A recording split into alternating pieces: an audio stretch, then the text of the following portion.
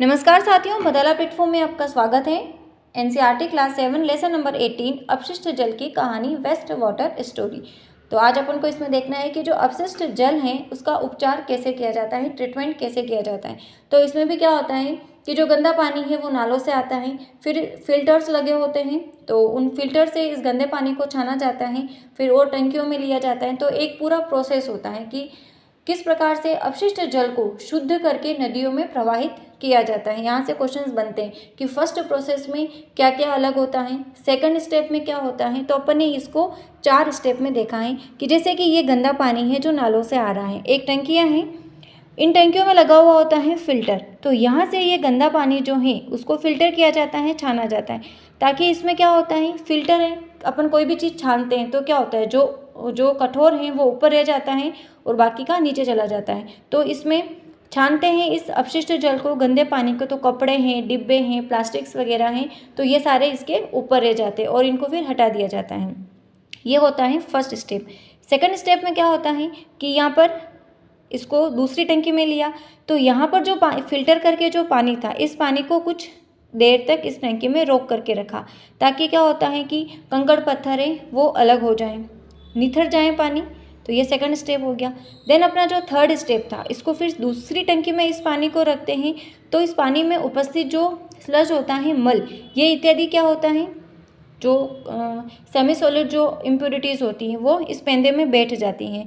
अब ये जो स्लज था, मल जो था, इसको दूसरी टंकी में ले लिया जाता है यहाँ पर। अब इसमें क्या होता है, जो एनारोबिक बैक्टीरिया वगैरह होते हैं, ये एनारोबिक बैक्टीरिया इसमें डाल दिया जाता है। अब ये जो बैक्टीरिया थे इस मल को डिकम्पोज कर देते हैं, अपघटित करके बायो फर्टिलाइज़र में बदल देते हैं, जिसको जैव उर्वरक कहते हैं। अब इस जैव उर्वरक में बदल देने के बाद में ये जो जैव उर्वरक था वो किसानों को उपलब्ध करवा दिया जाता है। जब बायो फर्टिलाइज़र का फॉर्मेशन हो रहा है तो यहाँ पर बायोगैस का फॉर्मेशन भी होता है, CH4 जिसको कहते हैं मीथेन। अब बायोगैस का फॉर्मेशन हो रहा है, तो ये बायोगैस जो है वो रसोई घर वगैरह में उपलब्ध कर दी जाती है, ईंधन के रूप में इसको इस्तेमाल कर दिया जाता है। ये होता है अपना थर्ड वाला प्रोसेस कि यहाँ पर जो स्लज था वो नीचे बैठ गया था, उसको वापस अदर टंकी में लिया, बैक्टीरिया वगैरह ऐड किया और वो अपना प्रोसेस हो गया। तो फिर यहाँ से जो जल था, स्लज तो डिकम्पोज हो गया, उसके बाद में जो पानी था वो इस फोर्थ वाली टंकी में लिया और तेज़ी से यहाँ पर हवा को पंप किया, और तेज़ी से हवा को पंप किया तो फिर जो पानी था और उसमें क्लोरीन वगैरह मिला दिया गया, तो और फिर इस पानी को नदियों में प्रवाहित किया। तो इस प्रकार से करते हैं अपशिष्ट जल का उपचार, कि जो जो अशुद्धियाँ थी वो उसको एक एक स्टेप से हटाते जाओ। जैसे कि गंगा नदी का मिशन है नमामि गंगे, तो उसका एक लोगो है कि एक बूंद जो जल है, अपशिष्ट जल, उसको बिना शुद्ध किए आप नदी में प्रवाहित नहीं कर सकते।